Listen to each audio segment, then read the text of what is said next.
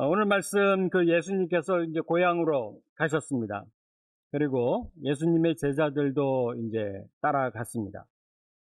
그곳에서 예수님과 그 제자들은 이제 기대와는 좀 다른 환대를 받으셨죠. 예수님께서 이제 고향인데, 고향에 가셨는데 오히려 배척을 받으셨습니다. 또 예수님을 따르던 제자들은 그렇게 배척을 당하시는 예수님을 옆에서 목격했습니다. 그러니까 사실 여러분이 누가를 따라서 갔을 때 어떤 뭐 높은 지위에 있는 사람, 내가 리더를 모시고 가는데 그 리더가 배척을 당할 때, 내가 또 느끼는 감정이 있거든요. 좀 그런 게 또 제자들도 있었을 거예요. 아마 어, 우리 예수님께서 좀 존경당하시고 귀히 여기심을 당하면 좋은데 사람들이 배척하는, 그러니까 제자들도 좀 어떤 마음을 좀 가졌을 것 같아요. 제가 이 말씀을 드리는 이유는 여러분께 성경을 읽으시면서 이제 그런 것도 좀 이렇게 좀 느끼실 수 있어야 된다. 이렇게 성경에 참 읽으면서 제일 중요한 게 우리가 그 성경을 좀 느끼는 게 좀 중요합니다. 하나님의 마음을 느끼는 것. 이게 굉장히 중요하거든요. 예수님의 마음을 느끼고. 만약에 예수님께서 좀 이렇게 대접을 잘 받으시고 그러면은 아마 제자들도 좀 우쭐한 그런 게 좀 있었을 것 같습니다. 좀 도전이 좀 됐었을 것 같아요. 근데 또 말씀을 또 읽다 보니까 예수님께서 이렇게 정말 따뜻하게 환영을 받으셨던 적이 몇 번이나 있었는가 한번 좀 생각을 해보게 됩니다. 우리 예수님께서 사람들에게 갔는데 사람들로부터 정말 따뜻하게 환대를 받으시는, 정말 그 마음에서 우러나는 환대를 받으신 적이 몇 번이나 있었는가. 한번 좀 대강 살펴보니까 그렇게 많지는 않았던 것 같아요. 그래서 우리도 정말 예수님을 따뜻하게 내 마음 가운데 모시고 변치 않는 이제 그런 사람이 되어야겠다. 우리의 상황에 따라서 예수님을 가까이 하고 또 상황에 따라서 또 예수님을 멀리하고 또 잊었다가 다시 찾고 하는 이제 그런 분이 돼서는 안 되겠다 하는 생각을 갖게 됩니다. 왜냐하면 하나님과 예수님은 인격적인 분이시기 때문에 또 내가 하나님을 늘 가까이 할 때 하나님도 기쁘게 하시고 그렇지 않습니까? 누군가가 나를 좀 그렇게 대할 때 여러분은 느낌이 좀 어떠셨습니까? 내가 좀 그렇게 대우를 받을 때 제가 좀 다른 예지만 한 친구가 있는데 한 1년, 2년 뭐 아니면 한 3년에 한 번씩 전화를 하는 친구입니다. 1년에 한 번씩 전화하는 분들 있으시죠? 그렇죠? 뜬금없이 전화하는 분들 아마 있으실 거예요. 근데 전화를 받으면 항상 자기 자랑거리가 생기면 전화를 하더라고요. 뭐, 애가 어디, 뭐, 좋은 데를 갔네, 뭐, 제가 속으로, 그러면서 뭐, 무슨 나보고 어쩌라고, 뭐 좀 그런 마음 전화로 듣고 있거든요. 그런 분들 꼭 한 분씩은 계실 거예요. 그래서 내가 그런 분이 되지 마세요. 친구한테 1년에 한 번 전화해가지고, 자랑하는, 뭐 그러더라고요. 한 2년에 한 번 어떤 경우에 전화가 와서 근데 보니까 어디 장거리 가고 있어요. 어디를 먼 거리를 가고 있는 중인 것 같아요. 그러니까 전화 이 사람 저 사람 다 하다가 심심하니까 이제 저한테까지 전화가 온 거예요. 그래서 뭐 이러쿵 저러쿵 얘기하고 좀 그런 경우가 되면은 좀 마음 가운데 내가 그 정도밖에 안 되는구나. 저 사람한테 내가 저 사람한테 좀 뭐 그러한 위치밖에 내가 좀 존귀받는 게 아니라 좀 그런 좀 소홀히 좀 대접을 받는 것 같은 좀 그런 느낌이 드는 거를 지울 수가 없습니다. 우리가 하나님에 대해서도 하나님은 늘 우리를 변치 않고 사랑하십니다. 늘 우리와 함께 하시고 늘 나를 바라보시고 나를 붙잡고 계시고 나를 인도하시는데 나는 하나님을 필요할 때만 찾는 이제 그러한 신앙이 돼서는 안 되겠죠. 하나님도 그렇게 느끼시지 않겠습니까? 내가 필요할 때만 내가 급할 때만 연락을 해서 전화를 해서 하시면은 하나님도 뭐 이렇게 나를 멀리 하시진 않겠지만 하나님은 느낄 수 있지 않겠어요? 그래서 우리가 하나님을 늘 가까이 좋을 때나 기쁠 때나 또 별일 없을 때에도 하나님께 인사드리고 기도하고 뭐 그렇게 우리가 섬겨야 되겠다 하는 적용을 우리가 찾아볼 수가 있는 것입니다. 오늘 본문에서 이 예수님이 배척받으신 이유는 이 중에 하나는 그들이 예수님을 너무 잘 알았기 때문입니다. 너무 잘 알았어요. 왜냐면 예수님이 동네로 가셨으니까 거기서 자라나셨으니까 나사렛으로 가셨으니까 예수님과 함께 자랐던 그 친구들도 뭐 사람들도 계속 있지 않겠어요? 당시에는 뭐 이렇게 뭐 여행을 하거나 어디 막 가고 그러는 데가 아니니까 거기 많이 있었을 것이고, 또 시족 사회니까 뭐 친척들도 있고 많이 있었을 거예요. 그러니까 예수님을 어렸을 때부터 봐온 사람들도 많이 있었을 것입니다. 예수님의 아버지 요셉을 아는 사람들은 말할 것도 없고요. 여기 요셉에 대한 얘기가 없는데 잘 알았을 것입니다. 그래서 오히려 예수님을 더 잘 알았던 것이 예수님을 배척하는 그런 이유가 되었습니다. 그래서 오늘 본문의 적용은 무엇을 적용할 것인가? 우리가 신앙생활하면서 익숙해지는 것, 잘 아는 것, 거기에 함정이 있을 수 있다. 우리가 때로는 조심해야 된다는 것입니다. 너무 잘 알아서 익숙해지면 거기에서 감동을 잃어버리기가 쉽습니다. 감동을 잃어버리고 겉의 것만 우리가 가지고 있기가 쉽습니다. 잘 아시다시피 제가 몇 년 전에 여기 메릴랜드로 이사 오지 않았습니까? 메릴랜드로 이사 오니까 저희가 그 날도 기억을 합니다. 저희가 8월 첫 주에 여기 메릴랜드로 제 아내랑 같이 이제 아파트랑 이런 걸 알아보기 위해서 왔어요. 왔는데 패턴스벨 거기에 H마트 있는데 그 근처에 보면 할러데이 인이 하나 있습니다. 저희가 거기 묵었는데 차로 10분만 가니까 H마트가 있고 거기서 베세토가 있고, 와, 신세계더라고요, 진짜. 여러분, 중부 도시에서, 여기 시골에서 산다고들 하시는 얘기를 잠깐 들었는데, 야, 여기 볼티모어가 시골이면 도대체 저 같은 사람은 뭐 어디서 온 겁니까? 인디아나에서 왔는데, 저희는 거기는 한인 그로서리 같은 게, 그때는 없었어요. 있긴 있었는데, 여기 H마트에 비하면, 보니까, 야, H마트에서 장을 보는데 정말 진짜 이거는 신세계입니다. 야, 이렇게 편한 세상도 있구나. 너무 감동이 되고, 예, 그렇죠. 한국 음식점 이야, 정말, 정말 이 볼티모어 가서 메릴랜드 오니까, 야, 참, 김 목사 출세했다. 진짜 출세한 것 같더라고요. 야, 제가 다운타운에 근무하는데 아침에 일어나서 다운타운 이 사이를 이렇게 운전하면서 출근하잖아요. 병원 야, 진짜 영화에서 보는 뉴욕의 거리를 이렇게 운전하면서 가서 출근하는 그러한 내 자신. 야, 정말, 정말 근데 그게 한 3개월 가더라고요.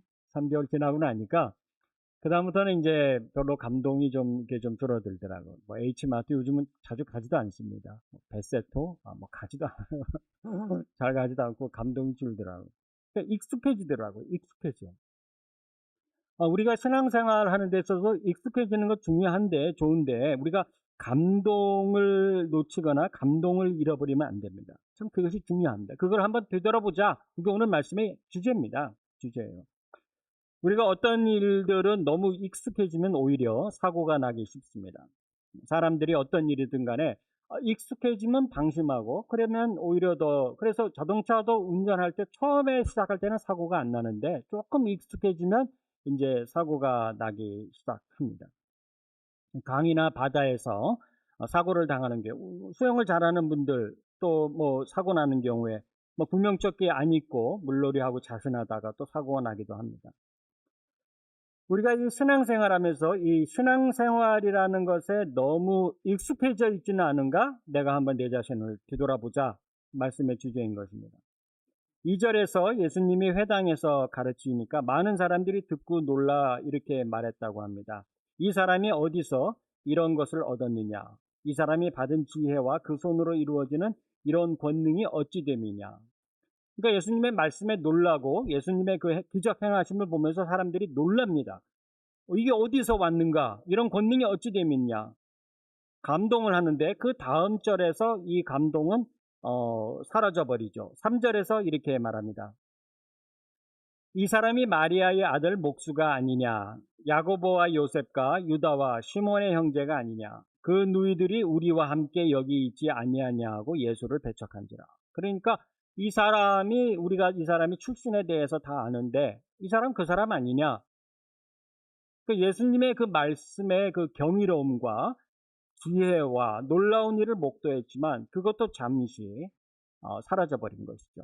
너무 익숙했기 때문에, 예수님이라는 분을 너무 잘 알았기 때문에 그것이 사라져버린 것입니다.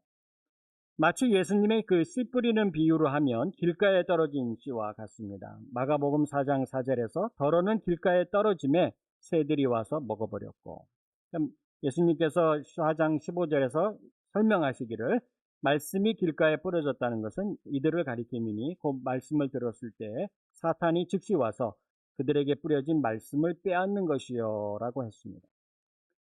우리가 신앙생활에 익숙해지면 웬만해서는 감동하지 않습니다. 정말 웬만해서는 이게 우리가 말씀에 이렇게 막 감동하거나 그러지 않습니다. 그런데 우리가 이것을 경계해야 됩니다. 내가 익숙해지는 것, 때로는 경계해야 될 필요가 있습니다. 신앙생활에 익숙해지지 않도록 그 목회를 할 때도 이것을 경계해야 됩니다. 우리가 사역을 할 때도 이것에 익숙해지지 않도록 우리가 경계해야 되는 것입니다.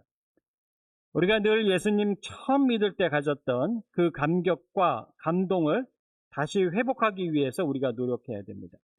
내가 한때 가졌던 순수함이 언제였습니까? 정말 말씀을 내가 읽으면서 그 말씀 가운데서 말씀을 통해서 내가 하나님의 말씀을 접하면서 그 가졌던 어떤 그 기쁨이나 그 위로나 근데 그런 것을 가졌던 적이 언제였습니까? 내가 말씀을 들으면서 그 말씀에 내가 은혜를 받았던 그러한 때가 언제였는가? 그것을 우리가 늘 간직하고 또는 회복하기 위해서 내가 노력을 해야 되는 것이죠. 그러기 위해서 내가 가졌던 그 첫사랑을 다시 느끼기 위해서 신앙생활의 기본으로 돌아가야 되는 것입니다. 그렇지 않습니까? 우리가 그러한 때가 언제였는가? 그것을 내가 지금도 가지고 있는가? 내가 너무 익숙해져 있지는 않은가? 그래서 내가 놓치고 있는 것이 혹시 있지는 않은가 하는 것을 우리가 봐야 된다는 것입니다. 사실 우리가 신앙생활 조금 더 우리가 적용을 하자면은 우리가 예수님을 믿으면서 이 2절과 3절의 말씀을 반복합니다.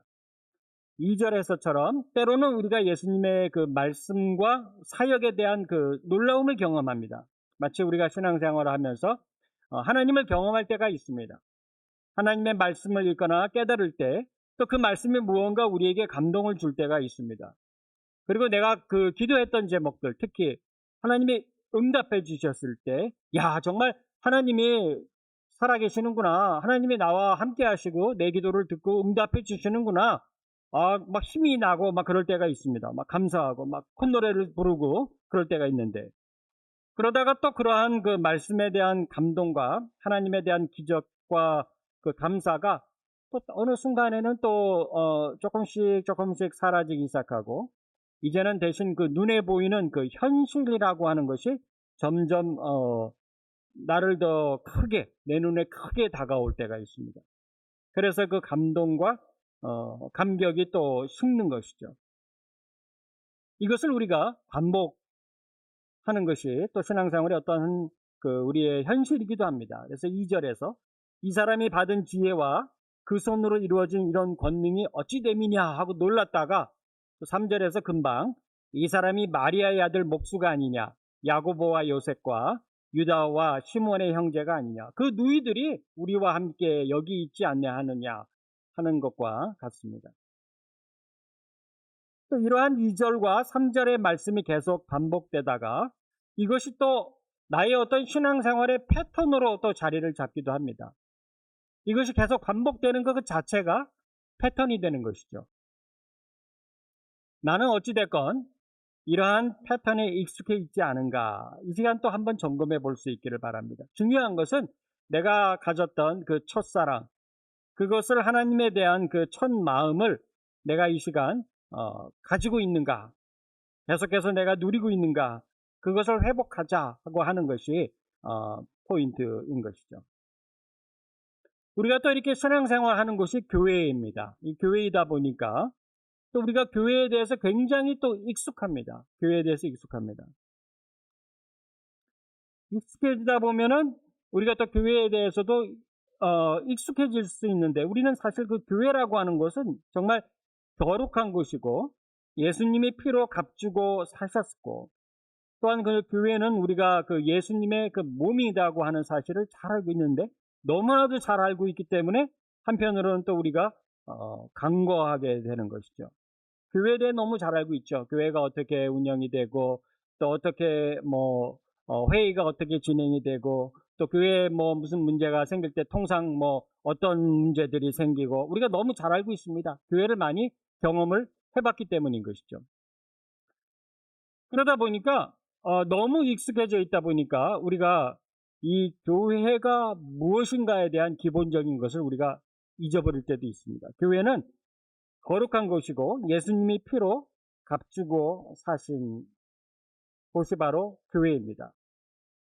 물론 우리가 그 교회는 그 성도들을 가리켜서 교회라 그러죠. 우리 모임 이 성도들을 가리켜서 우리가 교회라 그러는 겁니다. 건물도 교회지만 그러나 그 안에서 우리가 함께 신앙생활하는 이 성도들을 가리켜서 교회다.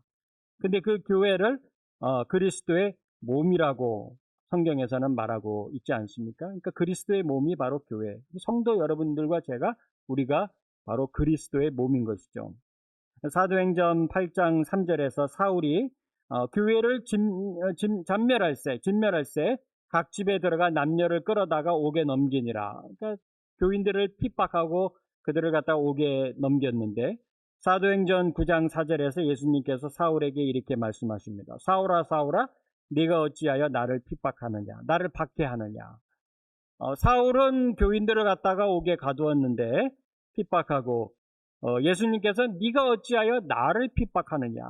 그러니까 교인들을 가리켜서 성도들을 가리켜서 예수 그리스도의 몸이라고 한 것이죠. 그래서 조금 약간 좀 너무 익스트림한 표현이기도 하지만 교회를 잘 섬기는 게, 성도를 잘 섬기는 것이 예수님을 섬기는 것과 같습니다.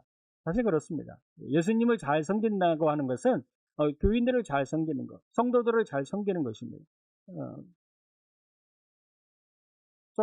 조금 너무 너무 끝으로 간 것 같기는 하지만 그래도 그것이 적용되는 면입니다. 그래서 우리가 예수님을 잘 섬긴다 하면은 우리가 성도를 사랑하고 성도를 위하고 성도를 잘 섬기는 것, 뭐 그것이 성경적인 그 말씀인 것이죠. 그래서 저는 물론 우리가 교회 건물 자체도 우리 교회 건물도 아니지만 이 건물 자체도 사실 그 교회라고 할 때는 그 안에 있는 성도들을 중요하게 우리가 교회라고 생각하지만 교회 건물도 사실 우리가 좀 깨끗하게 잘 섬기면서 잘 우리가 해야 될 필요도 있고, 과거에 성막을 지을 때 제일 좋은 것 드리지 않았습니까? 성막을 지을 때 이스라엘 백성들이 그 안에서 하나님이 계시는 곳이고 또 그 주변에서 하나님을 섬기는 것이고, 그래서 교회를 중심으로 우리가 신앙생활을 하는 것 참 중요하다. 이제 그런 자들에게 하나님의 복이 임하는 것을 저는 자주 보았습니다. 자주 봐왔습니다. 저희가 이렇게 메릴랜드로 와서 지내면서 참 하나님한테 감사한 것이 너무나 많습니다. 이렇게 하나님이 이렇게 저희에게 이렇게 일할 수 있는 곳, 직장을 허락해 주시고 또 거기서 일하게 하시고, 또 여러 가지 제 아는 선교사님이 계시는데 참 힘들게 살아요. 선교사님인데 그런 분들 보면 참 죄송해요. 어제 사실 제가 전화를 했거든요. 여기 인디애나에 계신 분이신데 제 대학교 신학교 동기입니다. 동기인데 지금은 이제 인디애나로 와서 인도인가 거기서 선교사역을 오래 하셨어요. 오래 했는데 선교가 잘 안 됐어요.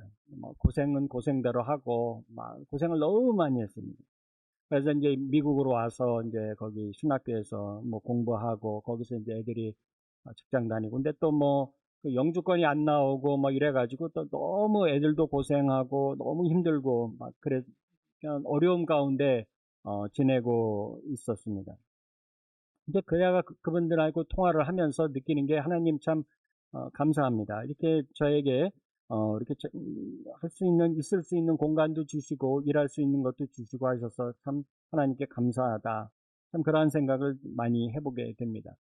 우리가 신앙생활을 잘하고 또 그분도 저와 통화를 하면서 좋은 소식들을 많이 전해주더라고요. 이제 하나님께서 축복해 주셔서 이제 좋은 것들을 많이 주셨다. 저와 나누는 걸 어제 한참 동안 전화 통화를 했습니다.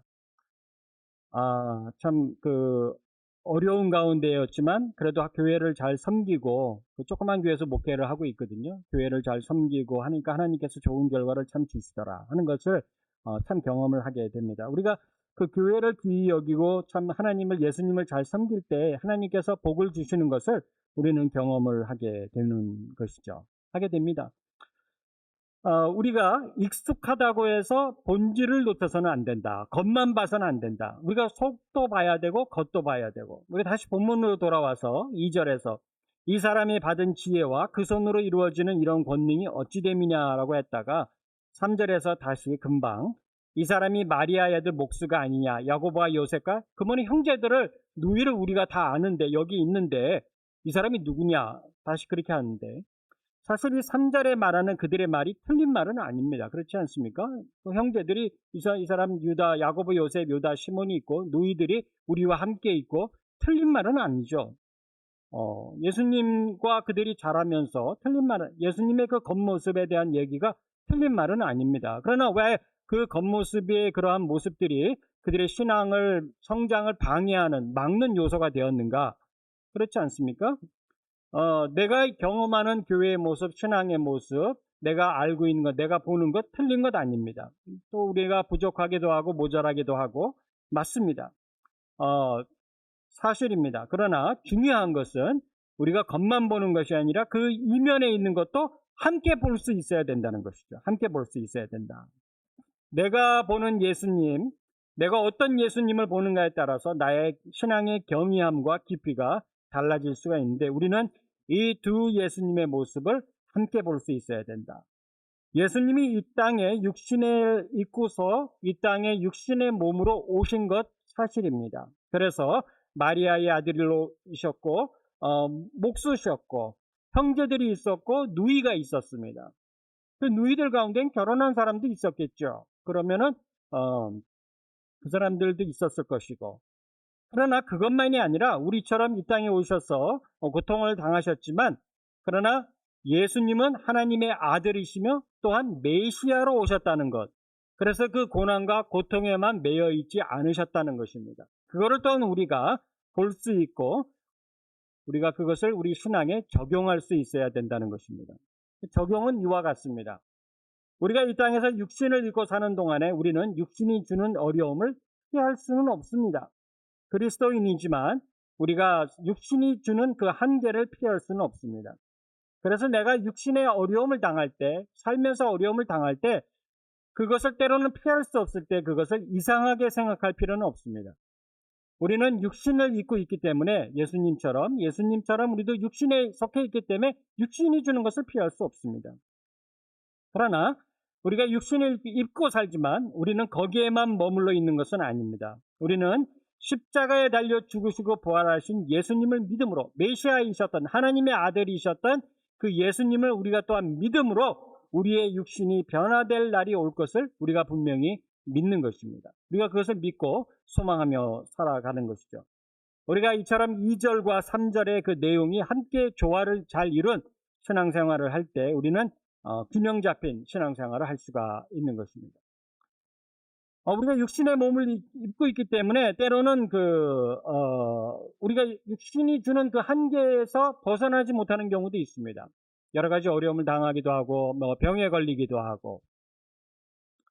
아까 제가 보셨지만은 저는 이런 게 이렇게 좀 제대로 좀 안 돼 있으면 이렇게 불안합니다. 문이 열려 있거나 그러면 불안해요.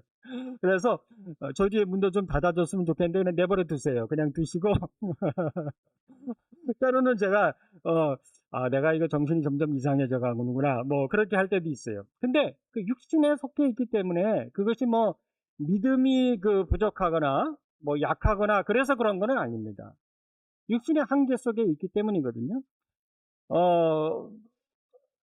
어떤 분들은, 많은 분들이 우울증을 경험하기도 합니다. 우리가 신앙인으로서 참 우울증을 경험하기도 하는데, 우울증을 겪는 이유는 무엇입니까?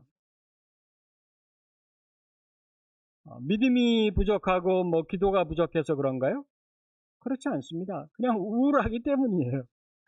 우울한 걸 어쩌겠습니까? 그냥 우울한데 그걸 어쩌겠어요. 그러니까 우울하니까 우울증을 경험하는 거거든요. 그러니까 우리가 몸매의 그 현상이기 때문에 그것이 어떤 그 신앙에 부족하거나 기도를 덜 했다, 기도 더 해라, 그렇게 해서 우리가 접근할 것이 아닌 것이죠.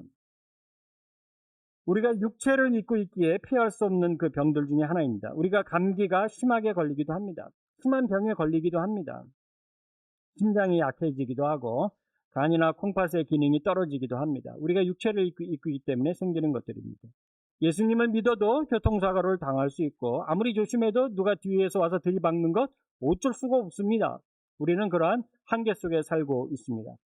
믿음이 없어서도 아니고 하나님이 무슨 나의 믿음을 더 크게 하려고 하시는 것도 아니고, 그래서 우리가 3절에서처럼 사람들이 예수님을 향하여 이 사람이 마리아의 아들 목수가 아니냐, 야고보와 요셉과 유다와 시몬의 형제가 아니냐, 이렇게 한 말은 틀린 말은 아닙니다. 그러나 우리가 기억할 것은 그것만을 우리가 보아서는 안 된다는 것이죠. 요한복음 1장 14절에서 말씀이 육신이 되어 우리 가운데 거하셨다. 예수님은 그 말씀이셨다. 태초부터 계신 말씀이셨고 모든 것이 그 말씀으로 인하여 창조된, 예수님은 하나님의 아들이시고 메시아이시며 내가 육신을 입고 있지만 내 안에 계신 예수 그리스도를 우리가 느낄 수 있어야 되고 희망으로 가지고 있어야 되는 것이죠. 골로새서 2장 9절 안에서는 예수님에 대해서 말씀하시기를 그 안에는 신성의 모든 충만이 육체로 거하시고 라고 하셨습니다. 모든 신성의 충만함이 예수님의 그 육체로 거하시지만 그 안에 충만함이 있으셨다는 것이죠. 그래서 이것이 나의 믿음에도 나의 신앙생활에도 그대로 적용될 수 있어야 되는 것입니다.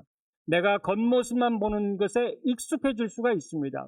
익숙해지는 것 좋지만은 그러나 그것이 나의 신앙생활에 어떤 장애물이 돼서는 안 되는 것이죠. 내가 내 안에 가졌던 과거에 가졌던 아니면 지금 가지고 있는 이 불꽃과도 같은 어떤 그 하나님에 대한 그 애틋한 마음, 하나님에 대한 감사한 마음, 하나님을 섬기려고 하는 이 마음, 그 마음의 어떤 순수함, 그것이 말씀을 그대로 받아들이는 그러한 마음, 그것을 내가 잊지 않도록 내가 소유하고 가지고 있어야 된다는 것입니다. 우리는 육적인 면과 영적인 면을 함께 볼 수 있어야 됩니다. 내 안에 계신 참된 예수 그리스도, 정말 나를 지금까지도 인도하시고 계시는 그 하나님, 그 예수 그리스도의 그 본질, 그럴 때 우리가 날마다 우리의 신앙이 새로워질 수 있는 것입니다. 내가 너무 익숙해져 있지는 않은가 한번 돌아봐야 되는 것입니다. 내가 너무 익숙해져 있지는 않은가, 내가 겉모습만 혹시 보고 있지는 않은가, 너무 잘 안다고 치고 있지는 않은가, 거기에 함정이 있을 수 있는 것입니다. 그래서 말씀을 우리가 대할 때, 내가 저도 목회를 섬기면서 이곳에 와서 할 때 정말 그 처음에 가졌던 그 마음, 하나님께 가졌던 그 마음, 감사하다는 그 마음, 제가 말씀을 작년 12월부터 전하기 시작할 때 그때는 말씀을 준비하는데 말씀을 얼마나 감사한지 모르겠어요. 말씀을 준비하는데 하나님 이렇게 말씀을 준비할 수 있는 기회를 주시고 은혜를 주셔서 너무 감사합니다. 근데 그 감사하고 기뻤던 그 마음을 계속 가질 수 있도록, 정말 가질 수 있도록 우리가 그러한 것을 의도적으로 노력하지 않으면 하나님 나에게 사역의 기회를 주신 것 감사합니다. 내가 정말 조금 한 거지만 하나님 내가 이것을 드릴 수 있는 것 감사합니다. 처음에 가졌던 그 마음, 처음에 가졌던 그것을 우리가 회복할 수 있어야 된다. 너무 익숙해져서 놓치는 것들이 혹시 있지 않은가 우리가 봐야 된다는 것이죠. 4절에서 예수께서 그들에게 말씀하십니다. 선지자가 자기 고향과 자기 친척과 자기 집 외에서는 존경을 받지 못함이 없느니라, 이렇게 말씀하셨습니다. 예수님에 대한 익숙함이 어드밴티지가 되어야 되는데 그것이 가장 큰 그 장애물이 된 것이죠. 그래서 이어서 5절과 6절에서 이렇게 말합니다. 거기서는 아무 권능도 행하실 수 없어 다만 소수의 병자에게 안수하여 고치실 뿐이었고 그들이 믿지 않음을 이상히 여기셨더라 하는 말씀입니다. 그러니까 잘 아는데 오히려 더 믿지 않는 것입니다. 예수님을 그렇게 잘 아는데 더 믿지 않는 것이죠. 예수님의 겉모습만 봤던 것이 그들의 믿음을 가로막았습니다. 그들에게 너무 익숙했던 모습이 그들이 기적을 체험할 수 있는 기회를 막았습니다. 저는 지금도 기억하고 있는 것이 저희 신학교 졸업할 때 신학교 5층 강당에 있었는데 거기서 졸업식을 했습니다. 졸업식을 했는데 그때는 뭐 젊은 아주 어린 신학생들이죠. 신학생들이 다 모여서 마지막 그 찬송을 부를 때 항상 부르는 게 있습니다. 부름받아 나서님은 어디든지 가오리다. 그 찬송을 마지막으로 부르고 그 졸업식을 끝냈었습니다. 근데 부름받아 나서니 몸 어디든지 가오리다. 이 찬양을 불렀는데 이제 좀 시간이 지나면은 부름받아 나선 이 몸 어디든지 가오리다라고 했는데 나중에 보면은 가능하면은 죄를 보내주시고 저는 여기에 남게 해주시옵소서. 그런 얘기를 우리가 농담으로 많이 합니다. 부름받아 나서님은 어디든지 가오리라 했던 그때 그 처음에 가졌던 그 열정과 그 순수했던 그런 마음을 우리가 기억해야 되는 것이죠. 정말 내가 처음 신앙생활 시작할 때, 예수님 처음 믿었을 때, 신앙생활 하나님을 참 열심히 섬겼을 때, 막 새벽에도 그냥 막 가면서 막 기쁜 마음으로 가고 했던 그러한 그때 정말 주일 예배 와서 하나님을 섬기고 정말 작은 것 하나도 감사하며 섬겼던 그때, 좀 그때의 마음을 우리가 가지고 살아가야 되는 것이죠. 너무 익숙해져서 혹시 그 익숙함 때문에 내가 신앙생활에서 놓치고 있는 것은 있지 않은가 하는 그런 마음입니다. 나는 어린아이처럼 말씀을 아멘으로 받아들이는가? 정말 그 부드러운 마음을 갖고서 하나님 안에서 뛰놀고 있는가? 체면 차리고 있지는 않은가? 사무엘상 6장 14절에서 여호와의 괴가 예루살렘으로 들어오자 다윗은 이렇게 말합니다. 사무엘 6장 14절에 이렇게 말합니다. 여호와 앞에서 힘을 다하여 춤을 추었다고 했습니다. 그 왕의 체면보다는 하나님 앞에서 기뻐하는 마음이 앞섰던 것이죠. 너무나도 익숙한 나의 신앙생활 때문에 신앙생활의 기쁨을 느끼거나 경험하지 못하고 있지는 않은가? 그냥 루틴이 혹시 되어가고 있지는 않은가? 하나님에 대한 기쁨을 내가 언제 느껴봤는가? 말씀을 내가 읽으면서 말씀을 통해서 그 기쁨과 감사함을 내가 언제 느껴봤었는가? 혹시 내가 하나님의 나의 익숙한 경험 때문에 오히려 하나님의 그 능력을 체험할 기회를 놓치고 있지는 않은가 하는 이야기인 것이죠. 말씀에서 말씀하시기를 5절에서 거기서는 아무 권능도 행하실 수 없어 다만 소수의 병자에게 안수하여 고치실 뿐이었고 이렇게 말씀하고 있습니다. 익숙함 때문에 신앙이 성장할 기회를 놓치고 있다면 이것을 방해하는 요소는 무엇인가? 이것을 우리가 이 시간만 다시 한번 살펴봐야 되는 것입니다. 내가 겸손해져야 되고 무엇보다도 나의 신앙을 내가 하나님 앞에 그 하나님의 은혜를 구해야 되고 어린아이처럼 하나님의 은혜를 구해야 되고 하나님, 나는 하나님 앞에 정말 부족하고 연약하고 어리석은 존재입니다. 하나님 나를 인도하시고 은혜를 오늘도 베풀어 주시옵소서 하는 어떤 그런 단순하고 순수한 그러한 마음, 나의 자존심 같은 거, 나의 경험 정말 뒤로 우리가 옆으로 밀어놔야 되는 것입니다. 어린아이처럼 단순히 무릎을 꿇고 간구하고 은혜를 사모해야 되는 것이죠.